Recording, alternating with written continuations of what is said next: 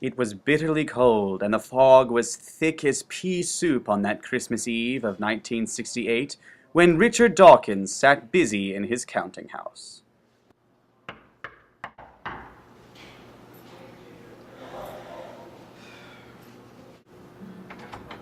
Yes? Have you found God yet? Was he hiding? I think you need this. Tell me, young lady, what do you think of evolution? I believe what the Bible says. I believe in the creation story. Humbug. Evolution is a much better explanation than that Bible ever could be to explain creation. Evolution is the only answer. You're wrong, young woman. Oh, Dawkins. He was a tight-fisted hand of the grindstone, he was. A squeezing, wrenching, grasping, scraping, clutching, covetous old sinner, to be sure. Secret, self-contained, as solitary as an oyster. He carried his own low temperature with him everywhere he went. He iced his office in the dog days and didn't thaw it 1 degree at Christmas. Upon arriving in his chambers, Dawkins put on his dressing gown and sat before the fire to edit his recent novel. It was a very low fire indeed, nothing on such a bitter night. He was obliged to sit close to it and brood over it before he could extract the least sensation of warmth from such a handful of fuel. Dawkins! How's this? What do you want from me? Much. Who are you? Ask me who I was. All right, who were you then? In life, I was your predecessor, Charles Darwin. I don't believe it. Why, do you doubt your senses? Because there is no evidence to explain your arrival. By what manner could a 19th century naturalist appear in my living room? Madness! Why, the senses are all too easily tricked to be relied upon. Why, your ghost is merely the result of too little sleep, a buildup of toxin in the brain. Why, all I must merely do is nap you away. Ah! Mercy! Oh, dreadful apparition! Why do you trouble me? Men of the materialistic mind, do you believe in me or not? I do. I must. But tell me, Spirit, why have you come to me? It is required of every scientist that his spirit should walk among his fellow naturalists and travel far and wide. And if that spirit does not go forth in life, it is condemned to do so after death, and witness what it cannot share, but might have shared. I have grown deeply concerned with your disregard with religious institutions. There is no benefit to your ignorance. And you vilify the principles of dissent with modification by your antagonistic view of religion. Your destructive nature is the very cause of my visit. There can be no union of God and science if you continue this path. Tell me, Spirit, why are you chained? I wore the chain I forged in life. I made it link by link, yard by yard, and word of my own free will. It's a chain of my silence, for I never engaged in the discussion between Christianity and evolution. And would you know the weight and length of the strong coil of which you bear yourself? Is the chain of your odious contempt. It's a ponderous chain. Please, Charles, speak comfort to me, friend. I have none to give. I have little time. I cannot linger. I cannot rest anywhere. My spirit has never walked beyond the limits of empirical knowledge. To know that no space of regret can make amends for one life's opportunity misused. Yet such was I. You were always such a good man of science, Darwin. Science? Humankind was my science. The common welfare was my science.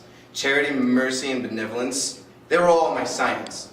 The dealings of my trade were not but a drop of water in the comprehensive ocean of the human stewardship.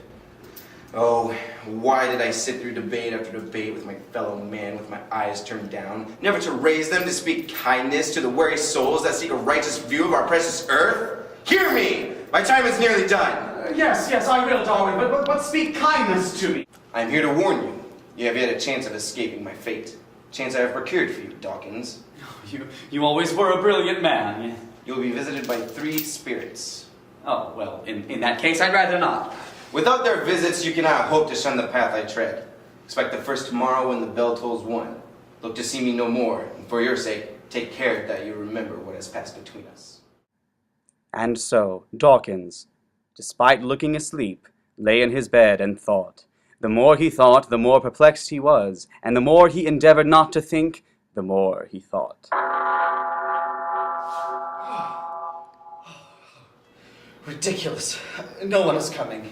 Dawkins! Are you the spirit whose coming I was told about?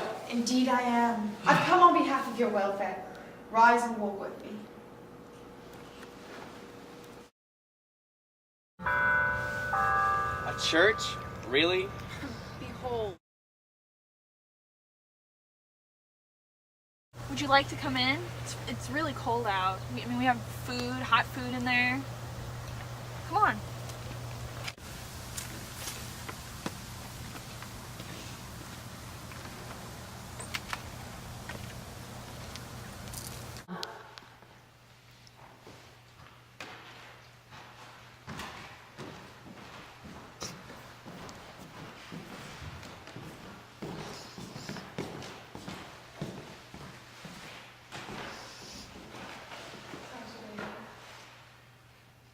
It's been a rough day.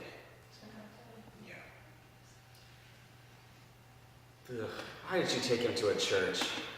Brainwashing this innocent man into thinking that only God and his followers can provide what he needs. He would do much better off at a homeless shelter. Are there no unaffiliated organizations? Is there no place not poisoned by religion? Are there no soup kitchens? Are his needs only physical? Is hunger his only want? Well, of course not. If anything, evolution has proven that community and emotional health are necessary for survival. Then where are those needs met?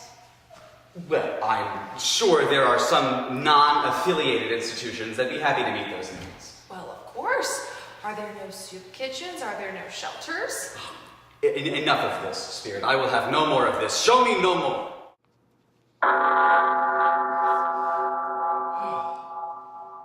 Dawkins! Richard Dawkins! Come and know me better, man. I am the spirit of Christmas present. You've never seen the likes of me before, eh? No, never. You've never walked forth with any of my elder brothers in these later years? No, I don't think I have. Have you many brothers, Spirit? More than 1,800. A tremendous fitness you must have. Come, take hold of my robe. Where are we going? You will see. Why, that's my nephew, Fred. God, this party is lame. Yeah, it's slacking. I have an idea. You want to play a game? Yeah. Okay. Guess who I am? The Grinch? No, think you know more. Ebenezer Scrooge? No, more science here. Uncle Dawkins? Yes. God, I hope the man doesn't show up tonight. He's not. I called him. You know how he hates Christmas and loves science. Well, more shame for him, Fred. He's really a comical fellow, and not so pleasant as he is, but however, his offenses just carry their own punishment, and I have nothing to say against them. I have no pity for him. Oh, but I have. He takes it into his head to dislike us creationists, so he won't come and have fun with us. What's the consequences? It's a nice party, but that might sway him to believe that science is all that makes itself out to be. We're just here to have a nice Christmas party. I know we all have our differences, but couldn't he just set it all aside, swallow his pride, and show up for once? We all know that science can't explain everything. If it could, not all quantum physics would be so mysterious. We can't know everything, and yet he squabbles at us creationists. He claims that everything about science is correct. Science and religion both have gaps, but today is a day of celebration. Therefore, let us make a toast to Dawkins' health. To Dawkins! Normally I would take offense to such tasteless banter at my expense. However, in light of the gaiety of the occasion, I'm inclined to overlook it. That is quite noble of you.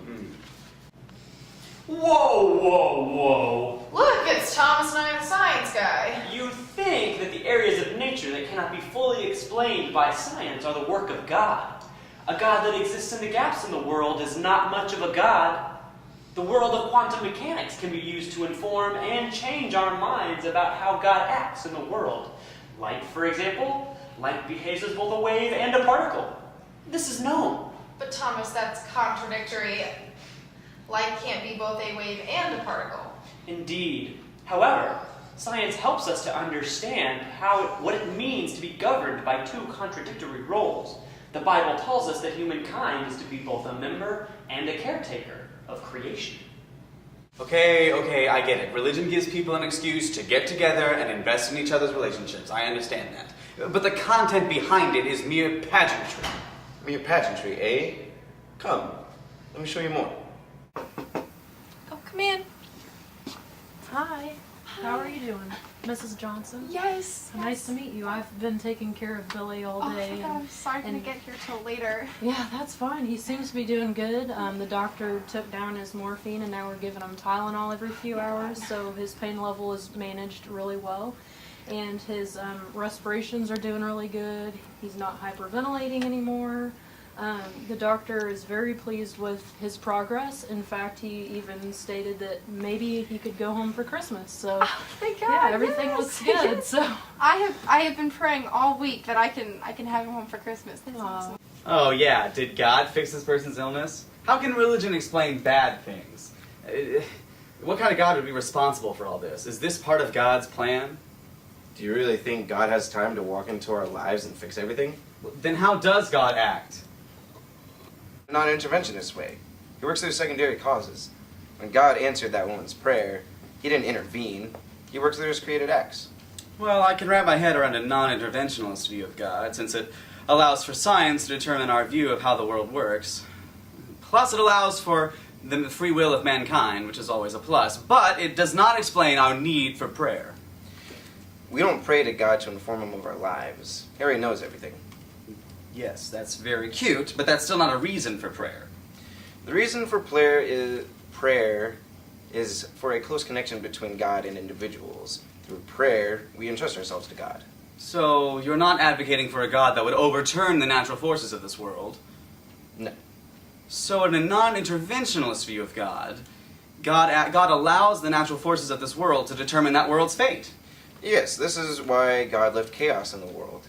It is demonstrated in quantum physics and reflected in creation's free will. Did you not hear Thomas? Adam of Dawkins. Tell him, Thomas. Well, if we look at the movement of a particle through time and space, we can either know the displacement or the momentum. We will never know the full picture. The more we know about one, the less we know about the other. God tells us we have a role in creation, but science informs us that our purpose in creation is inherently unknown. I can see how the science informs our view of the Bible, and well, I guess I'm beginning to see how our understanding of religion affects our understanding of how the world works. Come. Your journey's not yet over.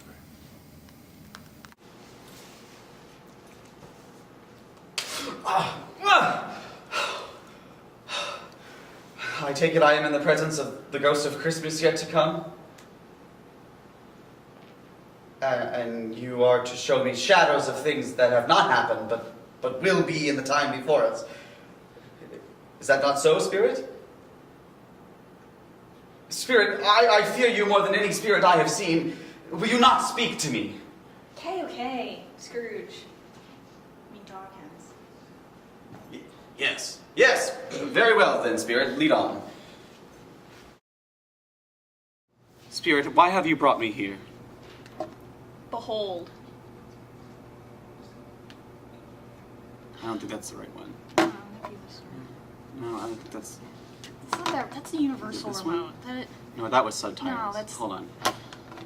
Is it DVR? I didn't record it. I don't know what that is. Maybe the batteries are... Is it... Here we go. Oh, okay. On a sadder note, evolutionary biologist Richard Dawkins passed away last night. He was well known for his evolutionary research, but perhaps best known for his contentious views of religious institutions. In other news, the Supreme Court ruled today that the perspective of the young Earth creationist and intelligent design will be taught as an alternative to evolutionary biology in public schools. For BBC News of London, I'm Lakshmi Singh.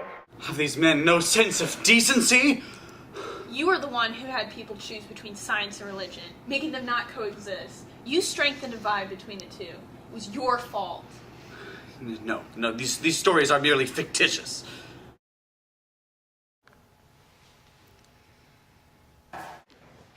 Class, in Genesis, God tells us that we were all made perfectly in his image. Mrs. Garrison? Yes, Kenneth Miller.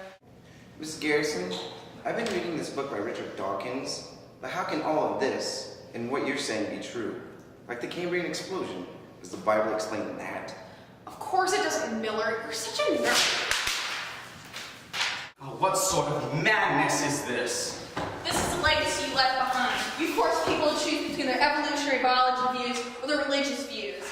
In a world led by both extremes, people turn to violence or judgment. This is not the world I had wished for. All I ever wanted was to help my fellow man. Yet it seems my actions have done the opposite. This is the world yet to come. So, Spirit, hear me. I'm not the man I was. Please assure me I can still change the shadows you have shown me. I have changed life. I will honor the value of religion in people's lives. I will not shut out the lessons that they teach. Tell me I can change this.